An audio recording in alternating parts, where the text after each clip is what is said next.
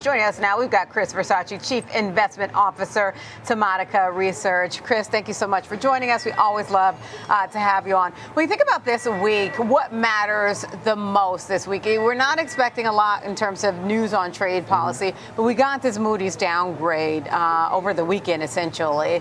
How meaningful is this in your view? The way I would look at it is this, that we've had a tremendous move in the market really off the early April lows, double-digit moves in the S&P 500, even more so in the NASDAQ composite. So it's arguably a little froth in the market, especially when we look at the relative strength index levels, right? For the S&P 500, bumping right up against that 70 level, the NASDAQ composite moved into technical overbought territory based on its RSI level.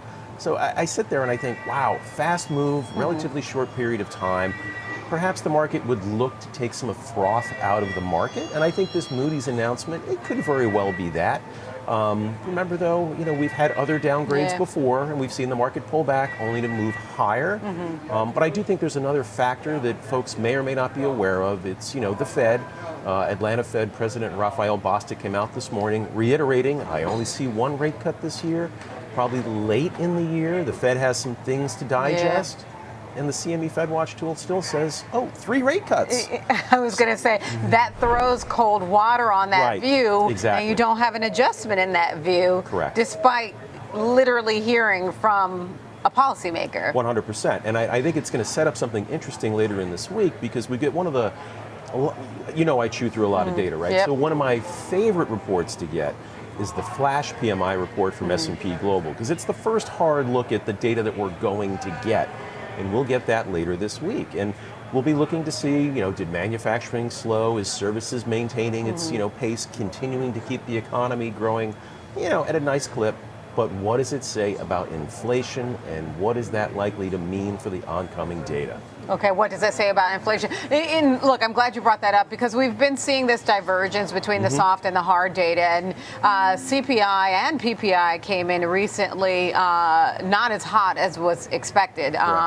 So what do you make of that divergence? It's kind of like, are we in a recession or not? It may feel like it to some people, it may not to others. So I would tend to stick to the hard data, the soft data, the survey data. There's always questions about when is it taken, what are the questions being asked. So I stick to the hard data. Yeah, no, you make a great point because even the most recent, the UMISH surveys of consumers, and obviously it's their preliminary reading, that survey was done before we got that 90-day pause between the U.S. and China. And one of the things that came up, and I know they asked, which side of the aisle people are on, but it affected people both sides of the aisle this time. It was before the tariffs, though, before the pause in the tariffs, though. So I wonder when they go back and do the final reading if there will be a different tenor there. I would suspect that there would be, because remember, they got dialed back. But the thing you have to remember, Diane, is tariffs are still there, and they're still higher than they were at the beginning of the year. And even Walmart came out, and they said, look, thank you, Mr. President, for dialing back, but this 30% level is still going to force us to raise prices. And I think we're going to hear a lot more of that this week, next week, as more retailers report. I'm glad you brought that up because I was going to say this is going to be a big week where we hear more about the consumer. We have earnings on tap, for instance, from Target next up. But I know you like Costco. It has outperformed the S&P 500 year to date. As it should. Listen, I recently joined Costco, although I was overwhelmed. Recently? I know. I've been a holdout. Got to get the hot dog. Okay. I know there's tons of things you got to get there, but I will admit I was overwhelmed. But tell me why you still like it and what your expectation is for it through the balance of this year. So if consumers are continuing to feel the pinch of higher prices, we're going to potentially get even higher prices. Their disposable income is stretched, right? They're going to turn to some place that they can get good things at good values. And Costco is a great place for that. But as a stock owner, I also love the differentiated business model at Costco, which is the membership fee revenue stream. You just joined, you're putting money in that pocket, which is great. But when you look at that business, right, it really separates Costco from all these other retailers. Because, depending on the quarter, 50-55% of their pre-tax income is derived from membership fee revenue. So in a lot of respects, you would say Costco and American Express have a lot in common. Oh, interesting. That's an interesting parallel there. Let's talk about another one that's on your list. I mean, actually, the one final point I want to make on Costco. When I look at that price of shares, it's an expensive stock. Oh, I'm not saying buy it today, right? I think if we see the market kind of pull back, some of this froth comes out, I think you'll get another chance to bite it.